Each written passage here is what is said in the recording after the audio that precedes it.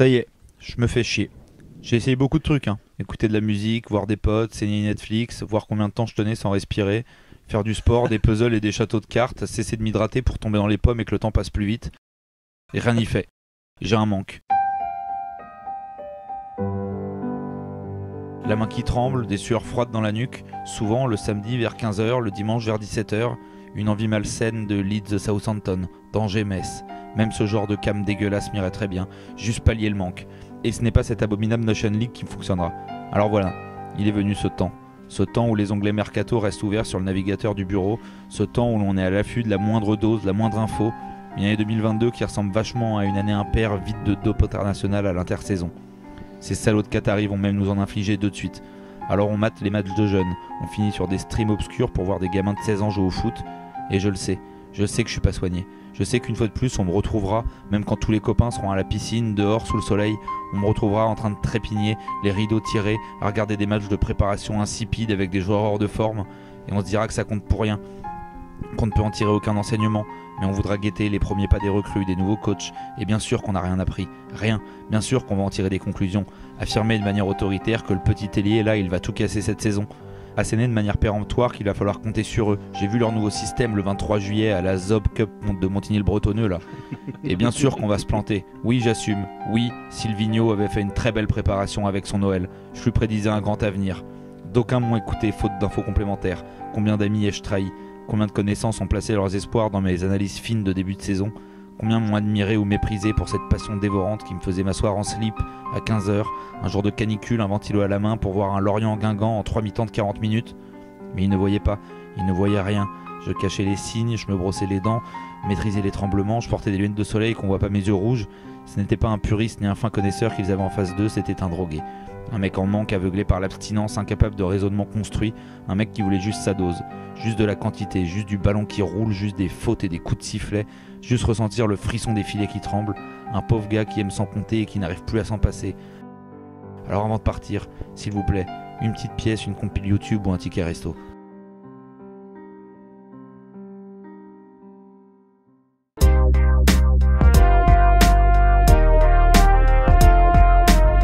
Bonjour à tous, je suis encore fringant, on est qu'en juin mais je vous préviens, je vais pas tenir. C'est aussi pour ça que je l'ai fait chier pour continuer Poteau Carré le plus tard possible. Ça me donne l'impression qu'on me seuvre pas complètement de foot. Enfin je l'ai fait chier, pas trop besoin de forcer, hein. Ils sont au même stade d'addiction que moi. Laissez-moi vous présenter les deux toxicos qui m'accompagnent, parce que bon l'autre a fait une overdose. À son âge, c'est quand même con, hein. Alors tenu jusque là pour finir en train de crever sur un résumé d'Angers-Dijon en Coupe de France. Avec moi à ma gauche, il a la chance d'être sur différents types de drogues, grand amateur multisport, du vélo en passant par le basket, le rugby ou le hand. Il peut diversifier et mieux tenir les trêves. Bon, vous me direz, en ayant passé ses vacances d'enfance à côté d'Auxerre, il y aurait eu un tournoi de Jokari, il serait tombé en passion. Ça va, Flo? Ouais, évidemment, ça va bien, mais effectivement. La voix va pas bien par contre. Non, la voix va pas bien, J'ai encore entendu parler de Gérald Darmanin dans la voiture en arrivant, le sang est monté dans la gorge. Mais ça doit être cool d'avoir plein de passions sportives comme ça. Ouais, ça surtout l'été, s'arrête jamais du coup. Surtout l'été, ouais. Également multisport, mais surtout chômeur longue durée. Il sait donc occuper son temps quand il n'y a pas de foot. Pour lui, les journées sont aussi longues qu'un mois de juin. C'est pour ça qu'il mange 7 fois par jour et écoute tous les albums de rap dans la minute de leur sortie.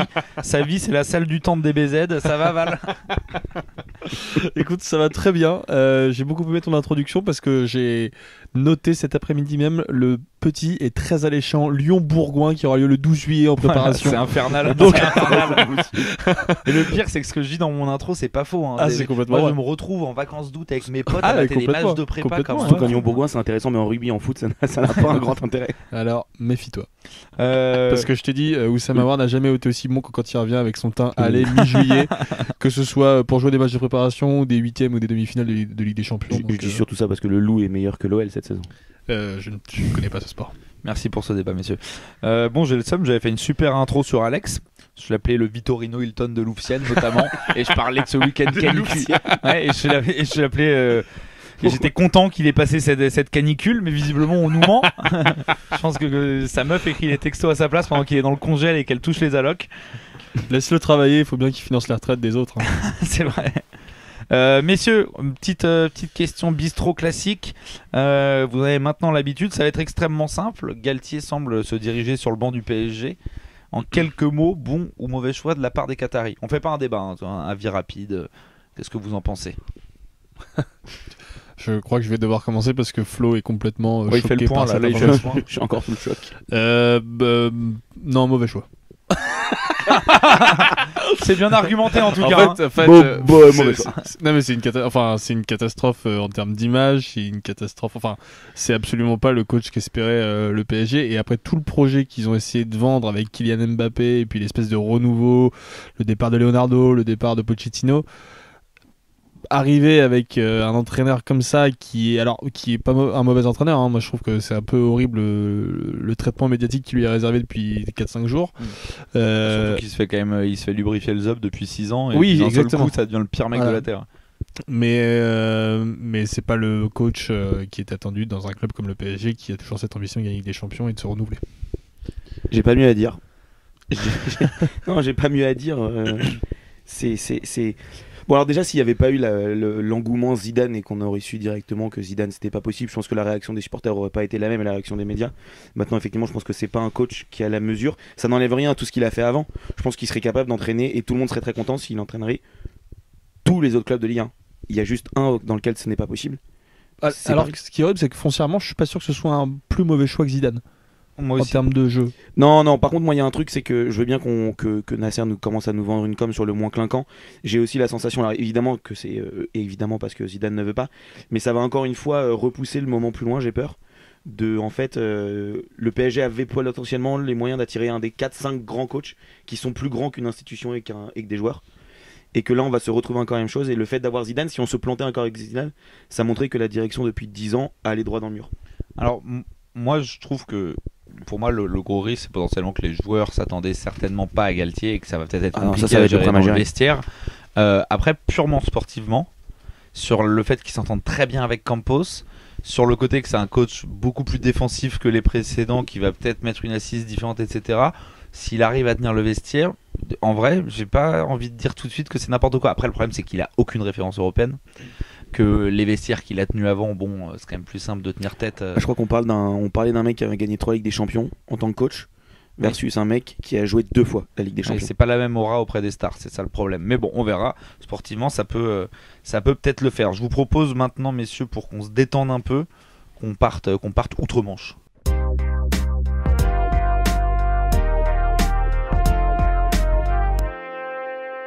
Alors pour cet épisode estival, on continue à s'intéresser un peu aux promus, les promus sexy de préférence, et on vous emmène en Angleterre, là où vous pourriez croiser frère Toc, Balou et Robin des Bois. Ouais, j'ai osé, dans les travées du City Ground. Bienvenue à Nottingham Forest. C'était une anomalie que le club du nord du royaume, auréolé de 2 coupes aux grandes oreilles, soit dans l'antichambre du football anglais depuis 23 ans. On va revenir sur l'histoire de ce club anglais mythique, sur son bal des coachs dans les années 2010. Son charismatique président, évidemment, Evangelos Marinakis, et sur le film de cette saison. T'as osé la prononciation déjà Ouais. d'entrée comme ça. Il a Evangelos osé. Marinakis, j'y vais. Bah, j'ai vu mon orthophoniste cet après-midi, donc ça m'a mis en confiance. Et bien sûr, ouais, le film de cette saison qui, jusqu'au bout du suspense d'un play-off, fait remonter Nottingham. Donc on va avoir du Brian Clough, du Brice Samba, un écusson délicieux, un peu de Sabri Lamouchi certainement, même un peu de José Anigo peut-être. On a plein de trucs à dire. Qui est-ce qui commence à remonter un peu dans le temps? Moi, je peux commencer, si tu veux, par une petite contextualisation Flo, tu vois. historique. Non, mais comme il aime bien prendre la parole au début, pour une Ouais. fois, je lui coupe l'herbe sous le pied. Je crois que je l'ai un peu monopolisé sur la dernière Ouais, émission. c'est ça. Ferme ta gueule d'ailleurs. Donc petit contexte, au-delà même d'un contexte footballistique, un petit contexte historique et géographique de la ville de Nottingham, qui est une ville qui est De plus située. en plus sur la géographie. C'est Val. fou. Depuis 2-3 épisodes, Mais il c'est se la fin de spécialise. C'est la fin de saison. Il est attendu pour le dessous Il n'y des a plus cartes de saison football, prochaine, donc c'est maintenant je cherche des alternatives. Mais oui, c'est fou ce qu'il fait. Hein. Donc une petite ville située dans le centre du Royaume-Uni, qui fait partie de ces villes qui ont été à l'époque très fortement industrialisées. Là pour le coup, Nottingham, c'est une ville qui a été spécialisée dans le textile et la dentelle notamment. On peut parler de bassin industriel. On peut parler de bassin industriel justement, à l'instar des villes qui entourent la ville de Nottingham, comme Sheffield et Manchester. Donc c'est des villes qui se sont construites à travers cette manne industrielle. On n'est pas sur le coin le plus sympa du Non. royaume. Mais justement, C'est beau, il n'y a que des bassins industriels dans ce pays en dehors de Londres. C'est infernal quand même. Dès qu'on parle d'une région, on fait bon, très populaire, bassin industriel. mais du coup, les mecs, ils se faisaient tellement chier à l'époque, à part le taf, qu'ils ont trouvé des alternatives pour s'amuser un peu dans la vie. C'est justement le football. Et il y a un truc qu'il faut savoir, c'est que la ville voisine, donc Sheffield, a été la première ville a été la ville où il y a eu les premiers clubs de foot. À l'époque, Sheffield et Hallam FC. Là, on est dans les années 1860. Puis ça va se démocratiser rapidement dans les villes alentours, et notamment Nottingham, où il y a 2 clubs un peu mythiques du football anglais qui vont se créer. Notts County FC, qui est le premier club de la ville, qui a été créé en 1862, qui est malheureusement redescendu aujourd'hui en 5e division. Et puis dans un second temps, en 1865, le club de Nottingham Forest. Donc c'est un club pionnier de l'histoire du football et du football anglais. Bah, on s'est bien fait chier, mais on a appris des trucs. Ouais. Mais non, en vrai c'est intéressant. J'ai appris des choses. Est-ce que moi du coup, je vais remonter un peu moins loin, un peu moins du côté géographique, est-ce qu'on peut revenir à la période faste de Nottingham pour comprendre aujourd'hui? Bien sûr, juste pour bien comprendre avant qu'on bascule sur cette période faste, il faut bien comprendre le rôle de ce club dans l'histoire du football anglais. Il faut savoir que ça a été un des premiers clubs fondés, un des plus vieux clubs en Angleterre, et il a notamment aidé à la fondation d'autres clubs, Brighton, Everton, mais surtout Liverpool et Arsenal. Et c'est notamment Arsenal a pris les couleurs rouges parce que les premiers jeux de maillot ont été offerts à cette époque-là par les dirigeants de Nottingham Forest, et donc c'est ce qui a donné les couleurs rouges. D'ailleurs, sur le rouge, on est sur un rouge Garibaldi, qui était le nom du chef des combattants de la liberté en Italie, et qui a été une grande source d'inspiration dans les classes populaires en Angleterre de l'époque. Donc d'où le rouge. Notre podcast n'est plus du tout la promesse offerte en début d'année. Hein. Là, il n'y a plus de football, etc. On est sur parce qu'on va basculer sur du football. Du textile, de la géographie. Non, mais moi j'adore ça. On peut parler de foot? Bien sûr. Mais en restant dans l'histoire. En restant dans l'histoire. Non, effectivement, c'est un club qui est, donc on le disait, historique, qui va gagner 2 FA Cup au cours de sa première partie de son histoire, et qui va connaître une sorte de première période faste, enfin de grande période faste. Après les années 60-70, où ils alternent le bon et le moins bon, il y a la nomination de Brian Clough, alors qu'ils sont à ce moment-là en D2, donc déjà le club descend en Ligue 2, en deuxième division en 71-72. Oui, on est en 75 à ce moment-là précisément. À son arrivée, on est en 75, ouais. Mais il y a une première relégation en 71, au terme de la saison 71-72. Il s'en fout, il parle pas de sportif. C'est ça. Voilà. Ce qui l'intéresse, c'est les dates, les superficies. Il va nous raconter qui a été élu en 75 au Labour Party anglais.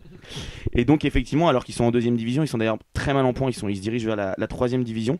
Brian Clough est nommé. Il faut savoir que Brian Clough, c'est déjà un entraîneur qui a marqué de son empreinte le championnat anglais, puisque donc c'est en 72 ou en 71. Il gagne le championnat avec Derby County. Derby County qui est, avec Notts County, l'autre rival qui est l'ennemi juré aujourd'hui de Nottingham. De Nottingham Forest. Il va gagner le championnat anglais, ce qui va faire de lui une sorte de légende à Derby County. Il va se casser la gueule à Leeds et il va finalement rebondir donc à Nottingham Forest, qui est très mal en point en deuxième division anglaise. Et là, c'est le début de la grande période faste du club. Il va les faire monter au terme de sa deuxième saison. Qui est une sorte de zinzin dans le foot en général, d'ailleurs. Ouais, non, c'est complètement fou. On a parlé de l'Union Saint-Gilloise pendant nos épisodes cette saison. Ça va correspondre un petit peu à ce qui s'est passé.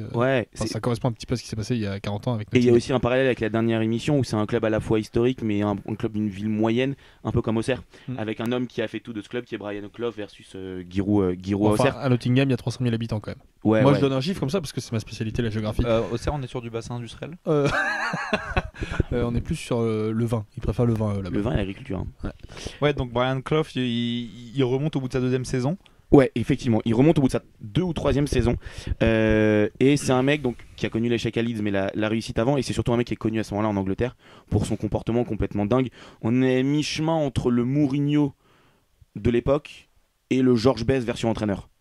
D'ailleurs on en reparlera, mais c'est un mec qui a de gros problèmes avec l'alcool. Je trouve qu'il a un côté aussi, parce que dans ses déclarations, on l'a souvent comparé à Mourinho, donc je suis allé lire un peu, etc. Je trouve qu'il a un côté un peu de Churchill aussi, parce que c'est quand même pas que des déclarations délirantes pour faire le buzz, il est aussi juste, c'est genre un espèce de mec bourru, quoi. Exactement, bourru, qui manie très très bien, qui manipule, mais pas forcément dans le mauvais sens du terme, mais les journalistes et les médias.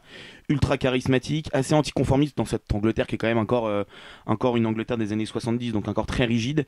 Et c'est surtout en fait la figure médiatique du club très très rapidement. Il est quasiment tout le temps en froid ou en conflit avec sa direction, avec certains de ses joueurs qui n'hésitent pas à bouger. Mais par contre la réussite sportive, elle vient directement à Nottingham. On parlait de cette montée assez rapide. Un an après sa prise de fonction, il fait venir son historique adjoint, Peter Taylor, qui est son ami de plus de 30 ans, avec qui il a joué dans les années 50. Et déjà ensemble, on est dans ce foot anglais des années 70, qui est grosso modo des terrains gras, des grands gars qui mettent des coups de tête et des longs ballons. Et ben lui, le kick and rush, c'est pas du tout sa came. Lui, il est vraiment sur un jeu de possession, ce qui est très rare dans le football anglais. Et donc le club va remonter au terme de la saison 76-77. Donc là, c'est la saison où ils finissent troisième et donc ils montent directement. Et donc là, c'est le début de l'aventure. Ouais, ils sont promus en saison 77-78. Et là, Val, c'est l'extase. Bah là, il y a directement le titre qu'ils vont chercher devant le grand Liverpool. Ce titre-là, donc, qui est déjà une performance absolument exceptionnelle pour un club qui remonte, c'est pour ça que je faisais le comparatif il y a quelques minutes avec le Royal Union Saint-Gilloise. Ce premier titre va leur permettre d'accéder pour la première fois de leur vie à la Coupe des clubs champions, qui vont remporter directement en battant l'Inter, l'AEK Athènes, Liverpool et Malmö en finale. Et la particularité de ces Coupes des clubs champions, c'est que quand tu la gagnes, tu es qualifié directement pour l'année suivante. C'était d'ailleurs le cas de Liverpool cette année-là, c'est pour ça qu'il y avait 2 clubs anglais, puisqu'à l'époque on sait qu'il n'y avait que les clubs champions qui étaient qualifiés.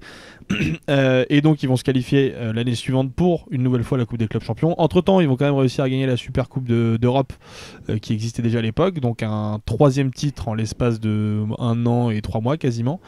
Et ils vont aller chercher une 2e Coupe d'Europe des clubs champions, ce qui est une performance absolument exceptionnelle, puisque ça devient donc la première équipe à avoir plus de Coupes d'Europe que de Coupes nationales. Enfin de coupe continentale que de coupe nationale. Ouais. Ce qui est encore plus impressionnant quand on sait que le seul moyen d'accéder à l'époque à la Coupe des clubs champions, c'est d'être champion dans son pays. C'est un petit paradoxe. Oui, ou de la gagner, voilà. Et donc sur la stat, Val disait seul club à ce jour à avoir plus de C1 que de championnat. C'est aussi le seul club avec l'Inter et le Real à avoir gagné la C1 dès sa première participation. Ce qui est plutôt pas mal. Et on disait donc 78, ils font doubler League Cup championnat alors qu'ils sont promus. Donc on est vraiment sur 3 années de 78 à 80 qui sont et complètement incroyables. Surtout qu'on a les années exceptionnelles, etc. Mais surtout ce qui est intéressant de voir, c'est qu'il enclenche une dynamique parce que Nottingham va rester un des clubs très importants d'Angleterre pendant une bonne grosse dizaine d'années. Ouais. Ils resteront dans le top 3, top 4. Juste avant un petit peu d'avancer dans l'aspect chronologique, peut-être qu'on peut citer 2-3 joueurs qui étaient là à cette époque-là. Il y a évidemment Peter Shelton qui était le gardien à l'époque, qui était très réputé et qui avait notamment joué un rôle absolument exceptionnel sur la première finale de Coupe des clubs champions. Ouais. Peter Shelton qui était déjà international anglais, hein. C'est le joueur, je crois, qui aujourd'hui est toujours le plus capé en sélection anglaise avec 125 sélections. Hein. Il était déjà international anglais à ce moment-là et en fait quand le club est promu, il est recruté pour une somme record à l'époque, je crois qu'on est à 350 000 livres. Et il va effectivement complètement changer le club pendant les 5 années sur lesquelles ils sont là. Et il y a un deuxième joueur qui est l'ailier qui s'appelait Robertson, qui est probablement l'un des plus grands joueurs de l'histoire du club aussi, si ce n'est le plus grand, et qui marque justement pendant cette première finale. Et un troisième aussi peut-être, Trevor Francis. Ouais. Le premier joueur qui a coûté 1 million de livres à Nottingham et qui marque lui le but, il me semble le but victorieux dans la deuxième finale. Dans la deuxième finale contre le Hambourg de Kevin Keegan. Il y a aussi un autre joueur dont vous avez peut-être entendu parler qui était moins important mais dans ces années-là qui joue, c'est Martin O'Neill qu'on a beaucoup vu coacher des clubs anglais et beaucoup vu descendre avec des clubs anglais. Vrai, il aime bien ça. Dans les années 2000-2010, donc qui était dans cette équipe-là. Quand tu disais Jules la dynamique qu'il influe, tu fais pas si millionnaire jusqu'aux Invincibles d'Arsenal, le record de matchs consécutifs gagnés en championnat par un club, c'était justement Nottingham Forest. Je crois que cette série elle s'arrête en 78 ou 79. C'est une série de 42 matchs en défaite et donc qui sera seulement battu par les 49 des Invincibles d'Arsenal. Donc on est vraiment face à un entraîneur complètement mythique. Et oui, on a dit qu'il avait un charisme un peu de zinzin. Moi j'avais noté quelques petites phrases, peut-être on peut se faire plaisir avec quelques petites punchlines. Je te laisse les punchlines, j'ai une petite anecdote après moi. J'avais vu, on lui posait la question, sur comment ça se fait qu'il ait réussi à faire Nottingham en autant de peu de temps. Et il a répondu: Rome ne s'est pas faite en un jour, mais je ne m'en occupais pas. Après, il avait un de ses potes aussi qui était coach à Leicester qui a gagné 3 matchs de suite et il a répondu: quiconque réussit à faire autre chose à Leicester que se jeter dans le vide est un génie. Et sinon on lui a demandé aussi au bout je crois d'une saison et demie à Nottingham pourquoi il se barrait pas, parce que les résultats étaient pas là, etc. Quand ils avaient toujours pas remonté, il a répondu: la démission c'est pour les premiers ministres et ceux qui se font prendre avec le pantalon sur les chevilles, pas pour moi. Donc on est quand même sur une bonne ambiance de punchline et j'en ai noté plein d'autres, mais on va pas faire, j'en lâcherai peut-être de temps en temps. Il y en a qui sont sensationnels où il dit: je sais pas si je suis le meilleur coach actuel mais je suis dans le top 1. Ouais, c'est pas mal aussi ça. ça aussi est pas mal. Il y a une anecdote aussi qui est très marrante, mais qui montre au-delà de ça l'impact qu'il a sur le groupe. On parlait de cette série remportée en 78. En 79, il se déplace en demi-finale à l'Ajax. Alors c'est l'Ajax dans les années 80, c'est encore un club très très sérieux. Ils ont gagné l'aller, je crois, 3-1 chez eux. Ils vont perdre 1-0 à l'Ajax. 2-0, 1-0, je crois. Ouais. 2-0, 1-0. Ouais. Enfin, en tout cas, effectivement, ils avaient deux buts d'avance avant le retour. Ils vont perdre que 1-0 à Amsterdam. Ils sentent ces joueurs un peu tendus avant le match à Amsterdam. Et ils les invitent à sortir dans le quartier rouge d'Amsterdam. C'est une belle anecdote. Pour prendre un verre le soir. Ouais, du match. on se doute qu'ils ont pris un verre. Juste pris un verre. Ouais. Peut-être que là, le pantalon était baissé pour le coup. Ouais. Mais... Peut-être qu'on a des auditeurs qui connaissent pas le quartier rouge d'Amsterdam. Oui, c'est possible. Quartier rouge Eh d'Amsterdam. ben, allez-y avec là vos parents. Vous allez vous c'est régaler. C'est comme les Galeries Lafayette, mais avec des femmes dedans. Donc voilà, c'est un projet original qu'ils ont tenté de mettre en place. Donc Brian, lui, il avait envie d'y faire un petit saut. Après, il dit pas que des conneries. Il avait fait une phrase que j'ai trouvée intéressante quand il voulait déjà à cette époque-là, ce qui était très tôt, arrêter avec le kick and rush. Ce qu'il avait dit, il avait quand même dit, si Dieu avait voulu qu'on joue dans les nuages, il aurait mis de la pelouse là-haut. Pour dire à ces joueurs d'arrêter de balancer et de jouer au sol. Ce que je trouvais quand même plutôt pas mal.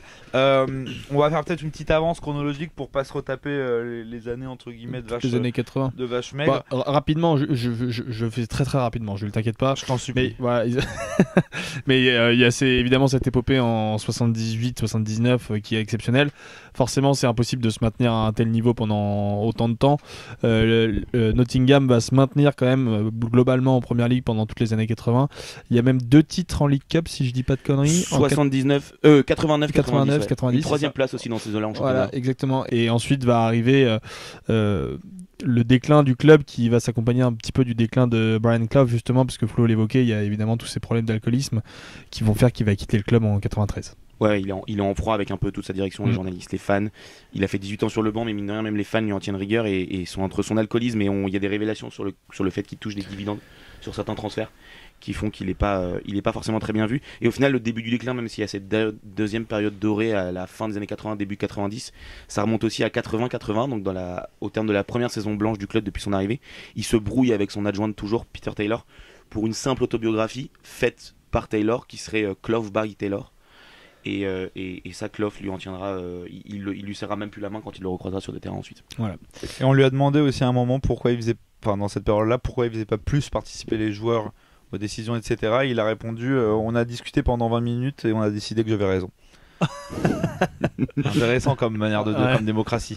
Prends ça, Gérald Darmanin. Ils étaient 40 000. Ouais. Et donc, cette aventure se finit vraiment mal parce qu'il démissionne à la fin de l'année 93. Au même moment, ils vont descendre. Et à partir de ce moment-là, les années 90 vont être un véritable ascenseur. Il va y avoir 3 descentes, donc 93, comme je disais, 97 et 99. Paradoxalement, au milieu de tout ça, il y a une saison où ils finissent 3ème de Première Ligue. Ils vont taper les quarts de finale de la Coupe de l'UEFA où ils vont perdre seulement contre le Bayern. Mais voilà, c'est vraiment l'ascenseur et on a un peu l'impression que c'est un peu le moment où ils loupent aussi le train parce que c'est le moment où la Première Ligue commence à toucher énormément de droits télé, des droits télé internationaux et ils n'arrivent pas à se maintenir et à avoir un projet viable à ce moment-là. Ce qu'ils vont vraiment subir pendant toutes les années qui vont suivre après, notamment pendant ces 23 ans de disette dont tu parlais dans ton introduction, où il va y avoir, quand je disais de disette, pardon, c'est d'absence en Première Ligue, avec même 3 ans, en début des années 2000, où ils vont redescendre en 3ème division. C'est la première fois qu'un club ayant gagné la Coupe des clubs champions redescend aussi bas dans un championnat national. Et surtout qu'on le sait, on sait en France que par exemple c'est dur de sortir du national. En Angleterre, on l'a vu avec Sunderland un peu, quand tu tombes en Ligue 1, pour remonter, il faut y aller. Il faut avoir des projets. Donc ils sont fait quand même 3 ans de bonne purge là-bas. Et ils sont remontés, ils ont quand même eu 2 phases de play-off où ils ont failli remonter quasiment en Première Ligue, même fin des années 2000, début des années 2010. Il me semble que c'est 2009-2010 ou 2010-2011, je sais plus exactement. Je me demande si c'est pas les deux, moi. Oui, c'est les deux. Ouais, c'est ça, c'est les deux. Je sais plus si c'est 2009 et 2010 ou 2010 et 2011. Bref, à vérifier. Je vais retrouver ça très bien. pendant que tu continues ton petit récit. Et peut-être que tu peux nous parler un petit peu de la superficie du bois Nottingham Forest. Et non, et on va finir juste la chronologie pour arriver un petit peu à cette saison, cette dernière saison qui a eu lieu. Juste pendant toutes les années 2010, ils ont végété littéralement en Championship avec des résultats parfois très très limites. Il y a une fois où ils finissent à la 21e place sur 24, donc ils sont au bord de la relégation. Et il y a aussi en 2017, donc ce fameux rachat du grec dont tu as osé prononcer le nom en début d'émission. Mais voilà, c'est une Evangelos Marinakis. C'est des périodes très instables pendant laquelle il y a quand même eu 14 entraîneurs entre 2010 et 2020. Ouais. 14 oui, donc, en fait, t'as raison. différents. En fait, il y avait une phase de play-off en 2010-2011 et il y en a une en 2007-2008, juste après qu'il remonte de Ligue 1. Donc, c'est-à-dire qu'il remonte de Ligue 1. Ce club, de toute façon, il faut garder en tête que c'est un peu tout le temps n'importe quoi. C'est que les mecs, ils descendent, ils reviennent en première ligue, ils arrivent 3ème, on sait pas pourquoi. C'est quand ils descendent, ils creusent encore et quand ils montent, tu te dis, ils sont déjà bien. Ils rechargent et ils repartent. Et donc, on arrive au rachat de notre cher Evangelos, qui, qu'on se le dise concrètement, n'a pas révolutionné le club en arrivant. Non. Il y a eu pareil, on a continué sur la valse. Il me semble que depuis 2010, on a eu 16 entraîneurs. Il y en a eu 14, 6. c'est ce que je disais. 14, pardon, je t'écoutais pas. Non, mais je cherchais, je te fact-checker en même temps. Il n'y a pas de souci. Donc 14, et on en a eu 6 en 5 ans sous sa présidence. Donc c'est pas un truc de dingue. Par contre, il y a des choses assez intéressantes à dire sur le personnage qu'est Evangelos. Il y a plusieurs choses très intéressantes. Bon, déjà, il est propriétaire d'un autre grand club, d'un grand club européen qui est l'Olympiakos Le Pirée. Il faut savoir qu'il a pas mal d'enjeux aussi politiques du côté de Le Pirée et surtout économiques, parce que c'est un milliardaire qui a fait sa fortune dans l'industrie navale.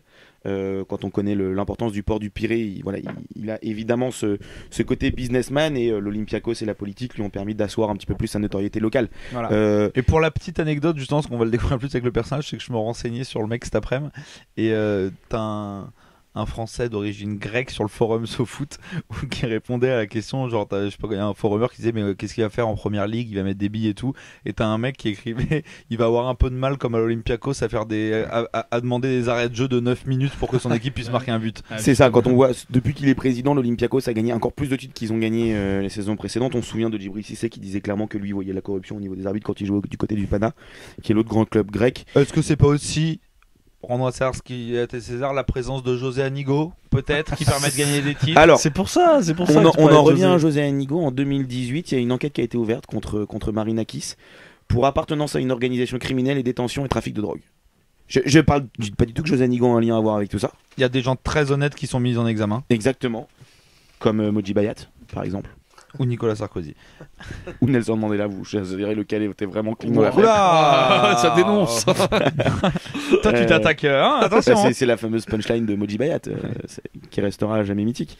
Non, effectivement, c'est un personnage très haut et très large en couleur déjà. Quand vous le voyez. Un gros bonhomme. Ouais, c'est un bon gros bonhomme. Non, mais voilà, on est sur un mec, on est sur un mec qui est plutôt sulfureux. Après, le fait est que on sait pas d'où vient son argent, mais il le met. Oui. Il le met pas tant que ça à Nottingham. Sur ses 3 premières, enfin sur ce cas jusqu'à cette année, donc entre 2017 et 2022, il a dépensé que 42 millions, je crois, sur le marché des transferts. Oui, donc c'est pas énorme. Il a le projet de le mettre. Là, on parle de grosses offres de transfert. Après, il a les revenus. Il a les revenus des droits de la première ligue parce que c'est quasiment 200 millions là. Voilà, c'est 200 millions, et ce qu'on disait avec Val, c'est que s'il y a maintien derrière, il recheck entre 100 et 150. Donc il peut se permettre d'avancer un peu de thunes, mais on est surtout un espèce quand même de propriétaire omnipotent, qui est à moitié propriétaire et président des deux clubs, qui est très proche des coachs, voire trop proche. Donc c'est aussi de suivre ça qui va être assez intéressant. J'ai pas de transition. Si vous voulez en rajouter sur ce mec là, c'est maintenant. Juste un truc sur ses résultats avec l'Olympiakos. Alors on ne sait pas à quel point du coup certains matchs auraient pu être truqués, mais il a quand même sur ses 10 ans entre 2010 et 2020, donc ces 10 premières années de règne à l'Olympiakos, il a quand même remporté 10 titres. Donc le Bayern aussi.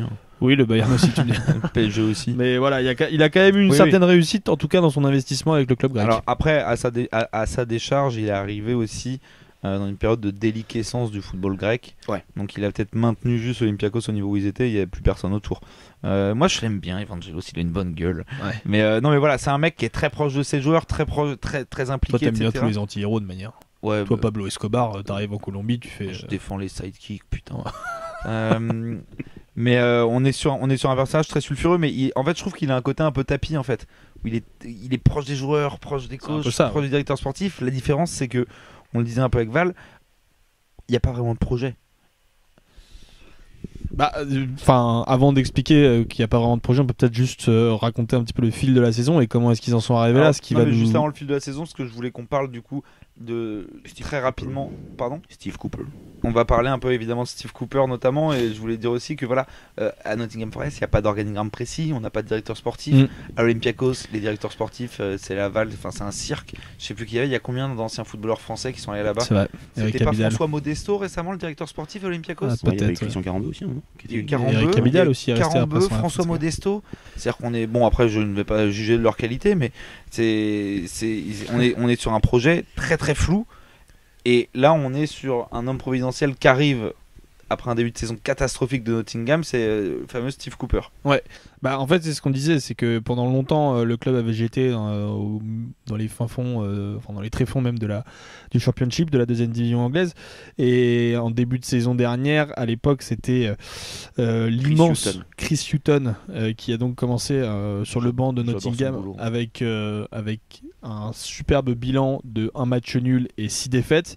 Autant vous dire qu'il n'est pas resté très longtemps sur le banc. Il a été remplacé par ce fameux Steve Cooper qu'on avait vu, alors que moi j'avais complètement oublié, mais qu'on avait vu notamment pendant la Coupe du Monde U17 il y a quelques années, où il y avait eu un... C'est lui qui fait gagner la génération en or. Voilà, et c'est là où explose littéralement Phil Foden aux yeux du monde, avec un match contre la France absolument monstrueux.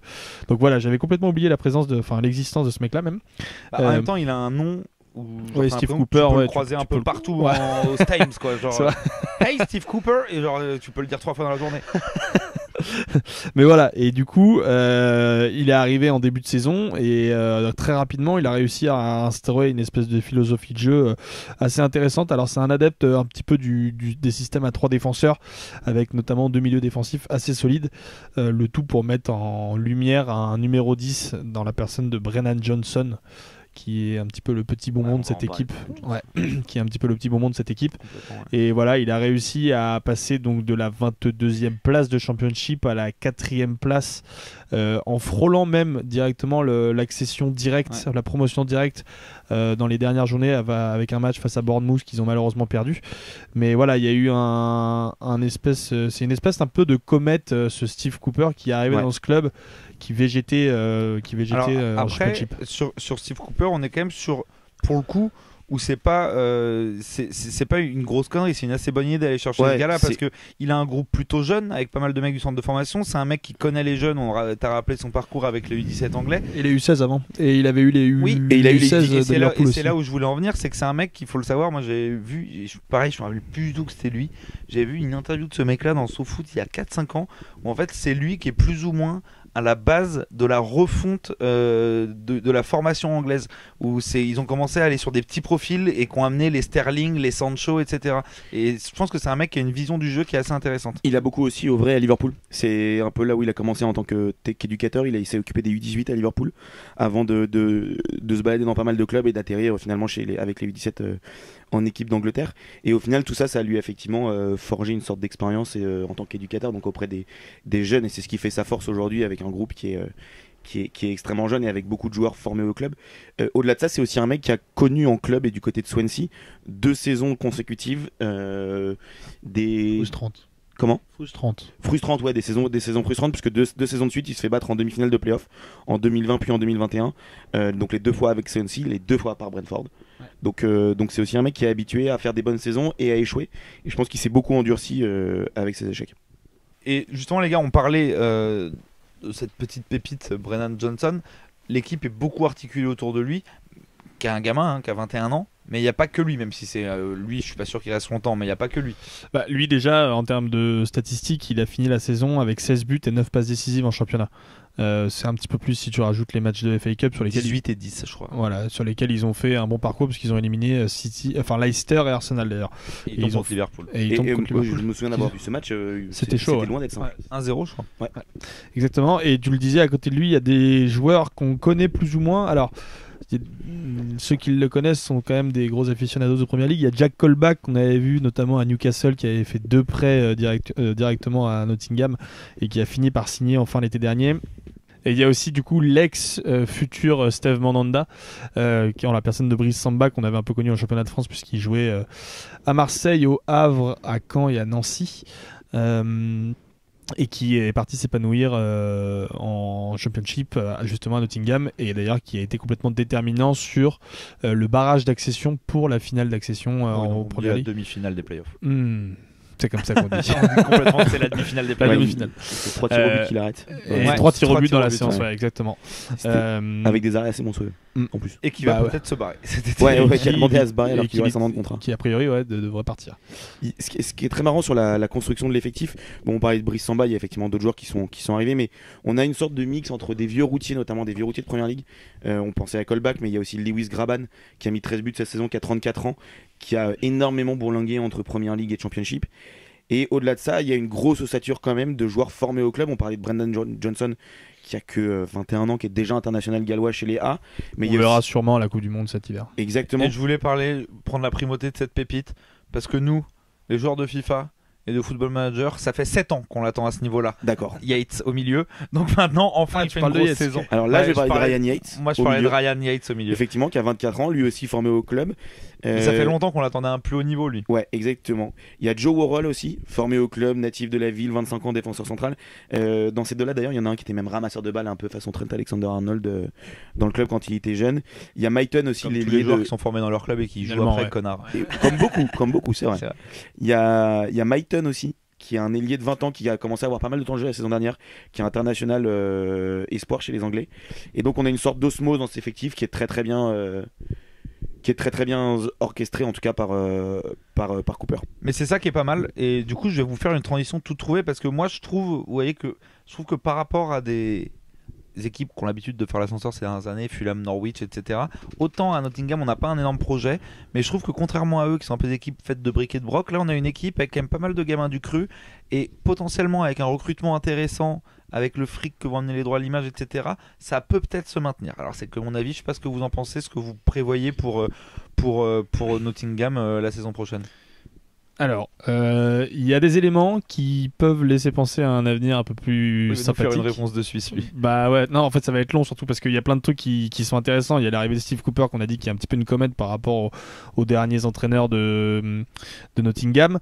Il y a ce centre de formation qui est aussi représentatif d'une identité de club qui est très très forte. On l'a dit, c'est un club historique avec une vraie passion au niveau des supporters, un petit peu à la manière de ce que font les supporters de Liverpool, c'est-à-dire que c'est des supporters qui se déplacent énormément, qui sont vraiment très fervents, donc il y a vraiment une très forte identité de club. En finale des playoffs, sur les 80 000 supporters, c'était 3 quarts. Voilà, exactement. Bah, comme au Stade de France finalement, avec Liverpool. Et puis tu le dis, il y a cette montée qui va apporter une manne financière qui est énorme. On l'a dit tout à l'heure, c'est au moins 200 millions qui peuvent monter jusqu'à 350 millions. Évidemment, ça c'est des sommes qui permettent de structurer un club. Après, moi il y a des choses qui manquent un petit peu dans ce club. C'est évidemment l'absence de direction sportive, c'est-à-dire qu'il y a ce projet avec putain, j'ai oublié son nom, Steve Cooper. Mais par contre il n'y a pas de direction sportive, il n'y a pas de cellule de recrutement, il n'y a rien. Alors ils ont essayé de recruter cet été Walter Sabatini, dont on avait parlé notamment dans le podcast avec la Sampdoria avec la Salernitana, pardon, qui ont pensé aller rester à la Salernitana. Finalement, bon, bah, il a été viré 2 semaines après notre épisode, évidemment. Enfin, il est parti parce qu'il n'avait pas de projet. Walter Sabatini, ça aurait pu être un super directeur sportif. On rappelle tous les transferts qu'il a réalisés en Italie, c'est Marquinhos, Pastore, etc. Mais voilà, il y a évidemment pas de direction sportive. Il y a un président qui est un petit peu sulfureux, on l'a dit.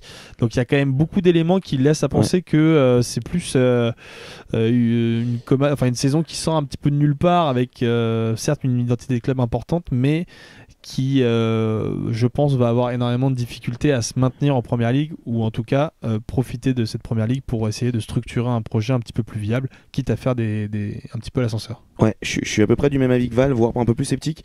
Je fais confiance en fait à Steve Cooper pour bien recruter, pour faire un mercato intelligent en gardant cette ossature, en gardant ses jeunes, même s'il y a des grosses demandes, notamment sur Johnson. Un petit peu dire, on en parlait avant l'émission avec Val, c'est que en effet, il n'y a pas de projet, mais on sait aussi qu'en Angleterre, les projets tournent souvent autour des managers qui ont les pleins pouvoirs. Ouais, donc déjà va falloir pour moi que Steve Cooper soit intelligent et je pense qu'il va l'être en gardant cette ossature, en gardant ses jeunes. Alors après, à voir si un Brendan Johnson va pas avoir d'offre. Quand on voit les premières rumeurs assez avancées là, de transfert sur Taiwo Aoyi, l'attaquant de l'Union Berlin, ou même Niakate de Mayence, C'est intéressant. ça peut être intéressant.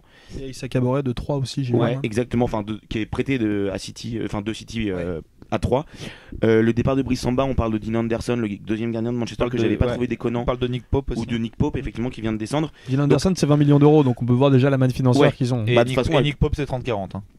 Ouais, mais même à Wanoyi, là, qui a 20 millions, Niakate, ça a l'air d'être autour de 15, donc c'est quand même un budget qui va Ouais, être, bah avec 200 millions, effectivement, de toute façon. Après, voilà, toujours, comme je le dis, toujours se méfier de ça. On a vu des Norwich foutre des 30 millions sur Com- Ashika ou des trucs comme sur ça. des Ça Ozan fait flop. Kabak. Oui, par exemple. Voilà. Et au-delà de ça, il y a un autre facteur aussi à prendre en compte, c'est que cette saison, ils ont eu beaucoup de joueurs qui ont performé et qui ont été des titulaires, qui ont été des joueurs prêtés. Ouais, c'est ce que j'ai Il y a James Garner qui est prêté par Manchester United, il y a Jed Spence qui avait été super bon latéral droit de Middlesbrough et qui là, au-delà même de revenir à Middlesbrough, qui va carrément intéresser des gros clubs du sub-top anglais. Il y a Kenyan Davis aussi qui appartient à Aston Villa qui a fait une bonne saison, donc il y a pas mal de joueurs comme ça. Et moi surtout je valide, enfin je suis complètement d'accord avec Val, c'est l'absence de projet sportif et c'est surtout moi ce qui me fait peur, c'est Marinakis. C'est que ce mec là s'il y a un début de saison plutôt moyen et qu'ils sont relégables en octobre, à mon avis il est capable de foutre Steve Cooper à la porte. Surtout qu'il y a un Ce qui serait le pire calendrier. projet à mes yeux. Il y a un calendrier qui est assez compliqué Ouais, en début de saison. exactement. Ils vont enchaîner Newcastle qui va donc énormément recruter. Il y a Everton qui semble un peu jouable, mais après je crois qu'il y a un enchaînement Chelsea, Tottenham, Manchester City. Donc ils sont pas à l'abri d'avoir un début de saison assez compliqué et directement des On verra, de Je toute ne façon, vois en pas très première patient de ligue. Marinakis. Non, ouais, il faut toujours se méfier du grec. Merci beaucoup, les gars. Moi, j'ai peur personnellement que ce soit un peu court, Forest, l'an prochain. Oh là Merci. Super. Non, en vrai, moi, j'ai plutôt confiance. C'était juste pour la vanne. Mais on sait jamais. D'ailleurs, le propriétaire grec a assuré qu'il mettrait les moyens. On va voir comment il les met. Et si ça se trouve, ils vont peut-être, comme ils ont l'habitude de le faire, gagner le championnat l'an prochain. Puis la LDC 2024, la LDC 2025. Moi, normalement, c'est comme ça que ça se passe. Ouais, c'est à ça que je m'attends au moins. Donc, en tout cas, j'espère Moi qu'on qui vous suis a- historien, Ouais. ça se passe comme ça. Ouais, mais c'est pas en arrière qui regarde la liste. On fera peut-être un SI là-dessus. En tout cas, j'espère qu'on vous a donné envie de regarder de plus près. Il y a quand même pas mal de trucs marrants, donc, que ce soit du président aux joueurs en passant par le coach. Ça vaut vraiment le coup de checker cet été et de regarder pendant cette affreuse trêve le mercato que va faire Nottingham Forest. Je propose qu'on fonce sur. J'avais noté vos 3 chroniques, mais bon là, Alex, paix à son âme, n'est pas là. On recrute du coup. On va commencer par toi, Valentin Aznard-Dion. Une petite chronique écolo, comme tu commences à en avoir l'habitude. Et oui, parce que passé les élections législatives de dimanche, Jules, qui furent plutôt une déception pour moi, notamment par rapport aux questions environnementales, je me suis demandé comment il était possible d'agir à ma façon pour l'environnement. Et l'avantage quand on a un média, c'est que certaines personnes nous écoutent. Alors, pas beaucoup, je le conçois, mais certaines. On peut Donc, faire un potager. Voilà. Mais voilà, exactement, c'est ce que je voulais dire. Donc si je peux sensibiliser quelques-uns d'entre vous, c'est déjà ça de prix. Je voulais donc vous parler du travail d'un artiste, un dénommé Kyle Harman Turner. Donc Kyle Harman Turner, c'est un créatif. Il ne parle plus du tout de foot. Non. Il en a plus rien à foutre. Il est peut-être latéral droit à Mais dernière attends, ça va arriver. Je prépare, Bien j'introduis ma sûr. chronique. C'est donc, c'est un créatif. C'est la meilleure façon que j'ai trouvé pour le décrire, puisque c'est un mec, c'est un terme un peu fourre-tout, dans lequel on peut englober toutes ses activités, puisqu'il est à la fois écrivain, journaliste, directeur artistique, designer mode, décorateur d'intérieur. Créatif comme ça, moi je croyais que c'était un salon de coiffure. Non, non. Waouh. Bref, C'est plusieurs assez marrant. casquettes qui définissent ses activités. Quel est le rapport avec le football, donc, Jules ? Eh bien, outre le fait que notre ami Kyle soit un grand passionné de football et fervent supporter du club de West Ham, dont il est abonné depuis plusieurs années, c'est surtout son activité professionnelle qui est essentiellement axée sur le football. Alors, Flo, attention, je te vois venir parce que quand on parle foot et artiste, c'est souvent le moment où tu débarques et tu nous parles de Mathias Autrey et Gaëtan Charbonnier. C'est bon, Gauthier stop. Hein aussi. Voilà, Gauthier Hein, c'est bon maintenant, stop. Flo, t'as eu ton moment pendant le dernier épisode, tu nous laisses tranquille. coiffure aussi, hein, Gauthier Hein. Plus sérieusement, Kyle Harman Turner, il est exposé actuellement à la Royal Academy de Londres pour un projet qui s'appelle Climate Clubs. C'est un projet qu'il a réalisé avec plusieurs clubs de Première Ligue et pour lequel il reprend des logos des différents clubs pour les retravailler et les transformer en blasons qui sensibilisent à la cause environnementale. J'ai évidemment quelques exemples à vous donner pour que vous compreniez un peu l'idée. Par exemple, l'exemple de Brentford, dont l'animal totem est L'abeille, excellent Jules. La prochaine fois tu parleras dans ton micro, ce sera encore mieux. Je bois de l'eau, il n'y en aura bientôt plus. Il a donc retravaillé le logo pour sensibiliser aux enjeux des disparitions des abeilles. Autre exemple, l'écuisson de Manchester City qui est donc tout en bleu avec une fleur et un bateau au milieu, certains l'ont peut-être en tête.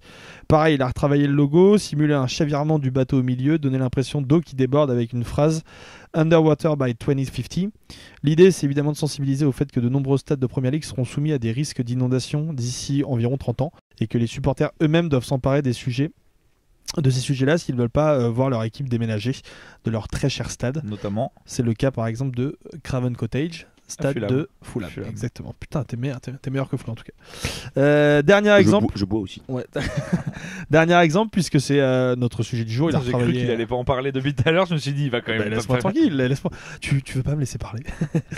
Donc dernier exemple, puisque c'est notre sujet du jour, il a retravaillé le logo de Nottingham Forest en transformant l'arbre au milieu de l'écuisson, l'écuisson qui est par ailleurs assez jolie, par un feu de forêt, donc dans le but de sensibiliser à la destruction de la flore et au risque d'incendie un peu partout dans le monde qu'on a évidemment subi l'année dernière en Australie et en Californie. Il y a évidemment plein d'autres exemples, West Ham avec les inégalités face au changement climatique, Birmingham pour les émissions de gaz à effet de serre. Mais ce qui est intéressant, moi je trouve, dans cette initiative, c'est que les clubs ont visiblement apprécié la chose, à tel point que certains ont même commandé un écuisson revisité pour traiter des enjeux climatiques. Alors, il y a probablement une volonté d'image derrière tout ça, mais au moins c'est de la sensibilisation. Et juste la question du message transmis, c'est extrêmement important. C'est d'ailleurs un sujet un petit peu essentiel aujourd'hui dans la façon de traiter la cause environnementale. La question, c'est de réussir à comment est-ce qu'on réussit à apporter de nouveaux récits dans la façon de traiter ce sujet-là, sans aller dans le catastrophisme à tout va et dans la culpabilisation de l'autre. Et c'est pour ça que je voulais parler un petit peu de cette initiative, parce que c'est la façon de transmettre des choses qui est intéressante. Et ça permet à des nouveaux acteurs comme les clubs de foot, mais aussi les joueurs, puisque certains ont relayé l'initiative comme Bellerin, d'investir à un domaine dans lequel ils ont beaucoup de retard. Et compte tenu de l'immense exposition des clubs de Première Ligue à travers le monde, on peut dire que c'est quelque chose d'important, beaucoup plus que ces infâmes bookmakers qu'ils ont sur leur maillot ou dans leur stade. Voilà, moi je fais de la culpabilisation à 2 balles. Non mais moi je suis complètement d'accord avec toi, et j'ai lu une interview de cet artiste là où il dit justement que les clubs sont ultra symboliques et ont une grosse portée. Et c'est vrai, moi je suis pas certain que ce soit inutile quand les clubs de Première Ligue pendant une semaine changent tout leur blason avec le drapeau LGBT, et au même titre, tu vois, si on pouvait imaginer que pendant un mois ils changeraient leur blason, etc. Ça a l'air très con, ça a l'air d'être du gros greenwashing, mais ça sensibilise quand même pas mal. Il y avait aussi par exemple l'exemple de Erling Haaland qui pourrait porter le maillot numéroté 1.5 pour sensibiliser justement au réchauffement climatique et limiter les réchauffements à moins de 1,5 degré. Waouh, ok, d'accord, Ouais. Ça j'étais pas au courant. Mais vois, oui, non, mais en vrai, il y a plein d'initiatives comme ça qui sont intéressantes. Moi, je trouve que tout est bon à prendre. On ne on va pas culpabilise cracher, personne, mais mieux on peut sensibiliser, mieux c'est. On aura Au-delà de toujours ça- 90 députés FN à l'Assemblée. Ça n'y changera rien. Mais au-delà de ça, il faudra aussi que les clubs, plutôt que. Parce que pour moi, c'est clairement du greenwashing, effectivement, ils se satisfassent de ça, mais. Les déplacements des clubs, c'est toujours la même catastrophe. Ouais. Le poids écologique des joueurs aussi, parce que les joueurs, quand on les voit partir en vacances ou Ouais. revenir avec des jets privés pour venir à un concert, c'est quand même une catastrophe globale dans Ouais. l'univers du football. Voilà, Que ça soit c'est un En peu fait, ça- je soulignais pas l'initiative des clubs, je soulignais Oui. plutôt l'initiative Des de artistes, l'artiste des mais qui est plutôt mais bonne à c'est prendre. possiblement, on ne sait jamais, peut-être le début, un Mais petit c'est le pas. côté bien accueilli des clubs qui me fait doucement rire. Ouais, bah oui. Entre 0 et 100, là, maintenant, on est à 1. Voilà. C'est On exactement. avance La doucement. critique. 1.5 bookmakers. d'ailleurs, pour, Bon bah voilà, Flo, toi, on va finir avec toi avec un petit peu de nostalgie. Tu vas nous faire, comme tu l'as déjà fait des fois sur un mois, cette fois tu vas nous faire un rétro sur toute la saison. Et on commence évidemment cette saison 2021-2022 avec l'inévitable Kylian Mbappé qui déclare avoir voulu quitter le Paris Saint-Germain pour le Real Madrid en cet été 2021, mais que le club parisien ne lâche pas malgré sa dernière année de contrat et surtout le risque de le voir partir libre. Un Kylian Mbappé vite rejoint dans la capitale par une autre étoile, celle de l'Albi Céleste en la personne de Léo Messi, qui quitte son Barcelone en pleurs pour rejoindre un Paris jusqu'alors incandescent. Dimanche 22 août, alors qu'il fait grand beau en cette fin d'été du côté de Nice, la chaleur semble avoir abruti un supporter des Aiglons qui jette une bouteille sur Dimitri Payet, alors que Nice mène au score. S'ensuit l'entrée des supporters sur la pelouse, une baston opposant joueurs marseillais, staff et supporters. Un match arrêté, puis repris sur les Marseillais, puis finalement rejoué, mais qui semble en tout cas avoir lancé le grand jeu de cette saison. 5 octobre, alors que le génie argentin retrouve le Brésil dans un remake de la finale de Copa América 2 mois plus tôt, le match est subitement arrêté au bout de seulement 5 minutes par l'agence brésilienne de veille sanitaire, en raison de supposés manquements au Covid de 4 joueurs argentins. Peut-être le match qui aurait permis à la Pulga de monter en puissance physiquement dans ce début de saison. 28 septembre à la surprise générale et après 2 journées, le Modève Sheriff Tiraspol caracole en tête de sa poule de Ligue des Champions, grâce notamment à une victoire en cette deuxième journée sur la pelouse du Real Madrid dans les derniers instants de la rencontre. Qui dit octobre dit surtout nouvelle trêve internationale et nouveau titre pour l'équipe de France qui remporte la Ligue des Nations. 3 jours après avoir renversé nos chers voisins belges qui menaient pourtant 2-0 à 30 minutes de la fin, la France remet ça en finale face à l'Espagne en gagnant 2-1 grâce à son duo Benzema-Mbappé. Un peu plus tard dans le mois et dans une journée folle ponctuée par les classicos espagnols et français, Liverpool humilie un peu plus tôt l'ennemi Manchester United à 5-0 devant Old Trafford abasourdi et un Sir Alex Ferguson désabusé. 5 novembre, en grande difficulté économique et sportive, le Barça limoge Ronald Koeman pour donner sa chance à la légende Xavi, le début de la rédemption du côté de Barcelone.